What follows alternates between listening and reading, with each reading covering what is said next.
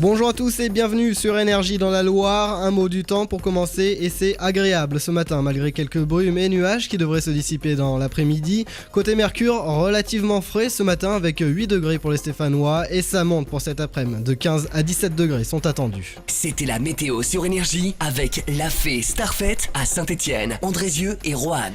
Dominique Strauss-Kahn, menotté, c'est l'image de cette journée. Celui qui apparaissait comme le leader socialiste pour les prochaines élections présidentielles est à nouveau mis en cause.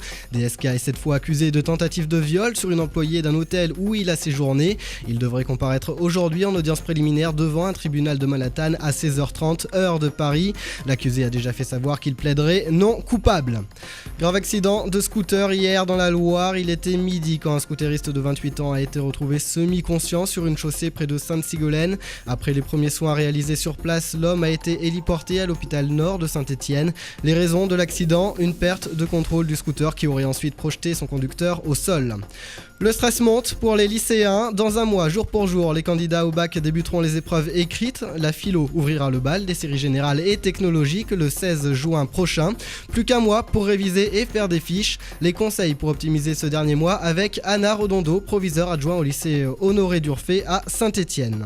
C'est vraiment tout au long de l'année qu'ils doivent faire leurs fiches. Leurs fiches, c'est vraiment une révision globale, générale, pour la dernière minute, pour se rassurer. Mais en fait, ces connaissances, elles doivent déjà être engrangées. C'est juste une réactivation, les fiches. C'est vrai que tous ces éléments sont importants. Il faut être bien reposé. Il ne faut pas s'épuiser au dernier moment parce que sinon, on peut laisser son énergie avant et arriver vraiment épuisé aux épreuves. Donc, il faut bien prendre du temps de repos, savoir aussi trouver des temps pour décompresser.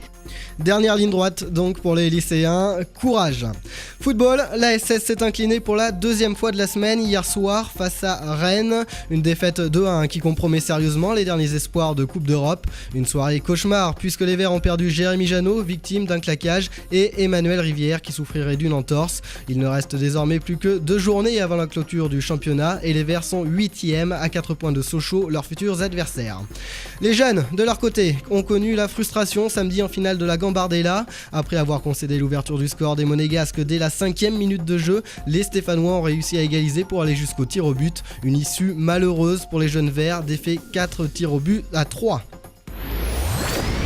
Le programme sur le tapis rouge, Brad Pitt et Sean Penn à Cannes aujourd'hui. Ils viennent présenter The Tree of Life. Autre film en compétition, L'Apollonide de Bertrand Bonello. C'est le 3e film français de la sélection officielle.